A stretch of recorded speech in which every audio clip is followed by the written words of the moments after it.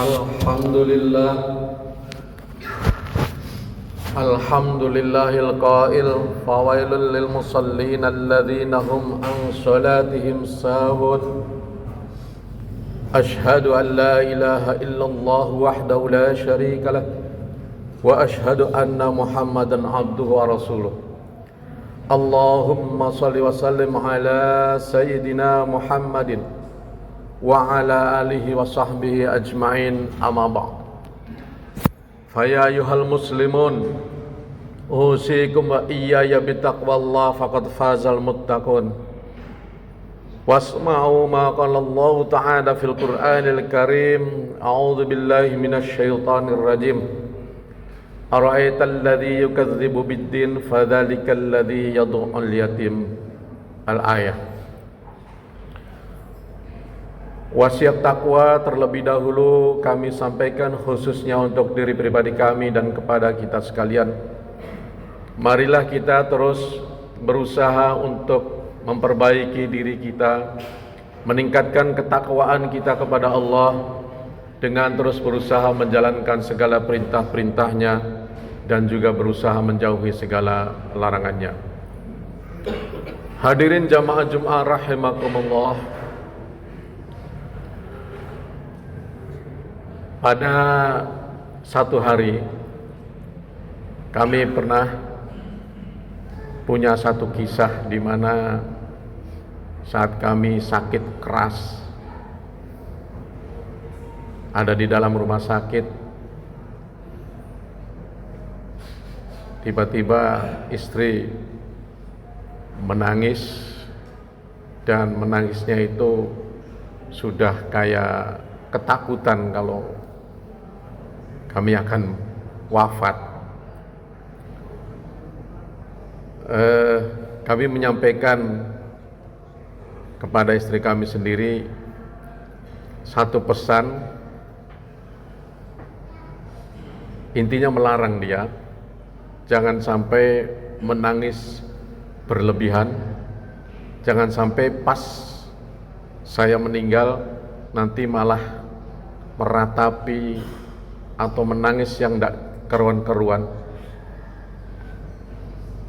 Memang menyampaikan hal seperti ini sama istri sendiri itu sedikit bumerang, jangan sampai salah persepsi, jangan sampai ada penafsiran kalau begitu suami saya tidak terlalu mencintai saya dan lain sebagainya. Tapi pesan itu kami berterus terang jelaskan bahwa ada 3 hal setidaknya ketika engkau, mungkin saudara-saudara, bapak-bapak juga saya yakin sama punya istri, ketika menggantungkan diri sama suami berlebihan sampai full katakanlah 100%, pas meninggal kemudian meratapi, itu yang pertama jelas-jelas ada dalam hadis Rasulullah riwayat Imam Bukhari dan Muslim, al-mayyitu yu'adzibu fi qabrihi bima niha alaih. Itu yang pertama, mayit itu akan diazab di dalam kuburnya ketika diratapi oleh orang yang ditinggalkannya. Nah, ini tentu saja menjadi satu hal yang sangat bumerang.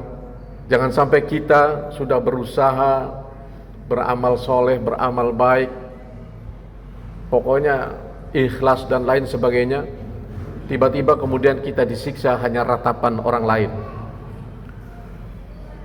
Yang kedua, ketika seseorang menggantungkan cintanya kepada makhluk Allah melebihi cintanya kepada Allah, itu juga satu kesalahan dalam pemahaman ajaran kita. Karena Islam mengajarkan seorang muslim itu selayaknya menempatkan Allah sebagai cinta utama, cinta pertama, utama, pokoknya yang tertinggi di atas segala-galanya. Yang kedua, adalah Rasulullah Sallallahu Alaihi Wasallam, Nabi kita Muhammad Sallallahu Alaihi Wasallam, yang patut kita cintai setelah Allah. Yang ketiga, kedua orang tua kita. Yang keempat dan seterusnya, baru yang lain-lain. Artinya kita harus siap dicintai oleh orang lain dalam posisi seperti itu, bukan yang pertama, utama, dan tertinggi. Kenapa? Karena kita sadar diri, siapalah diri kita. Hanya makhluk ciptaan Allah yang kalau dibandingkan dengan jutaan makhluk lainnya kita sangatlah kecil. Tentu kita tidak berhak mendapatkan cinta dari orang lain yang dimana posisinya itu melebihi cintanya kepada Allah. Dan yang ketiga, hikmah daripada kita tidak menggantungkan diri kepada orang lain adalah jangan sampai kalau kita hanya melulu, misalnya suami menggantungkan kepada istri, istri menggantungkan kepada suami, full, tidak ada Allah di situ. Justru ketika salah satunya berkhianat atau meninggal dunia, itu akan sangat kehilangan besar, mungkin akan sangat putus asa. Naudzubillah min dalik. Inilah hikmah daripada salah satu lazzatul iman. Katakanlah seandainya saya beri judul khutbah ini adalah lazzatul iman versus lazzatud dunya. Lezatnya iman lawan daripada lezatnya dunia. Karena itu hadirin kaum muslimin rahimakumullah, dalam surat Al-Ma'un yang sudah saya sampaikan di awal, antara lain itu di dalam ayat keempat sampai selesai, fawailul lil musallin alladzina hum an salatihim sahun.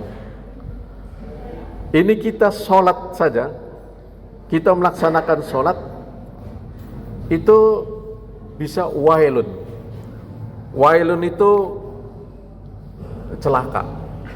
Celaka karena kedurhakaan. Itu wailun.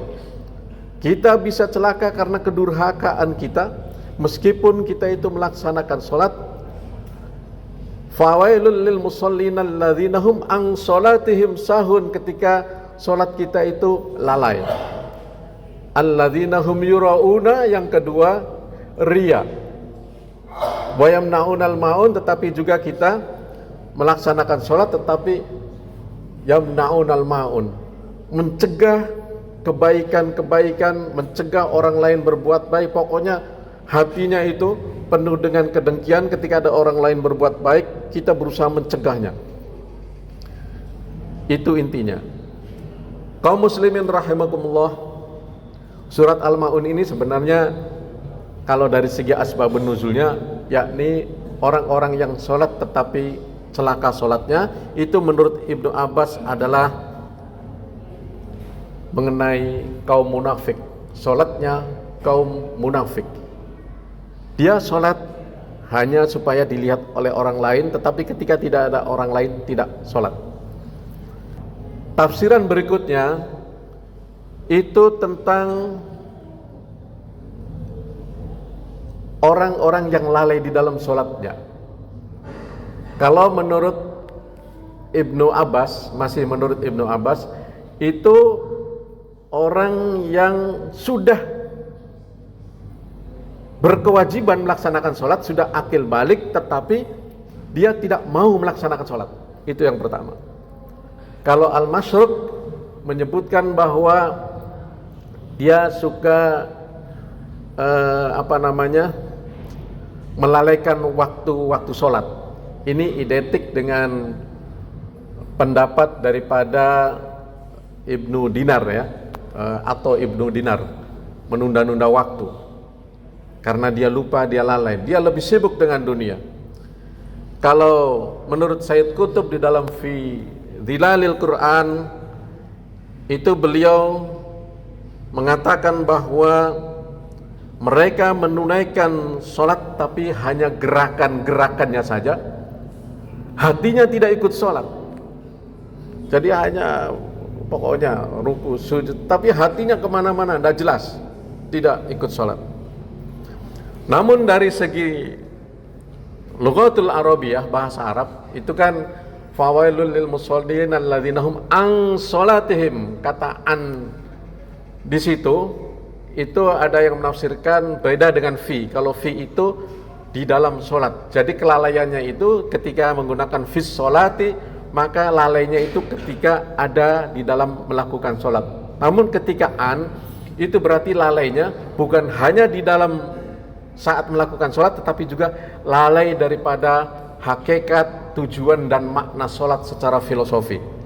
Sehingga ada yang menafsirkan, naudzubillah min dzalik, jangan sampai ini terjadi kepada kita, ketika kita juga sudah rajin sholat, sudah dekat dengan Allah, tetapi di tempat-tempat lain misalnya kita juga naudzubillah melakukan maksiat yang tidak sesuai dengan tujuan sholat. Padahal inna sholata tanha 'anil fahsya'i wal munkar, sesungguhnya sholat itu adalah untuk mencegah fahsya dan mungkar, keburukan-keburukan, kejelekan-kejelekan, maksiat dan lain sebagainya.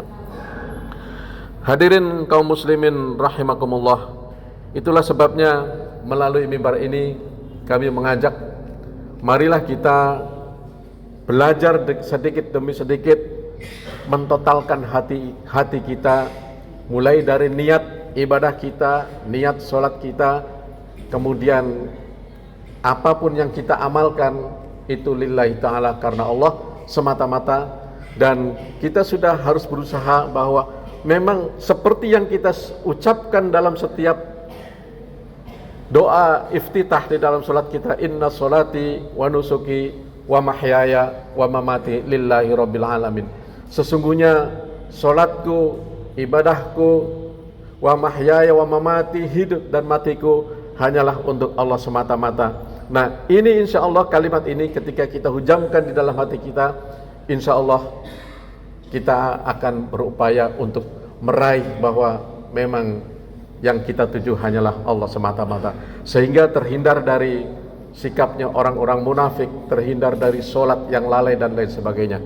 Demikian mudah-mudahan dapat dipahami, dan mudah-mudahan kita sama-sama lebih dekat kepada Allah Subhanahu wa taala. Barakallahu li wa lakum fil Qur'anil azim wa nafa'ani wa iyyakum bima fihi minal ayati wa dzikril hakim wa taqabbal minni wa minkum tilawatahu innahu huwas samiul basir.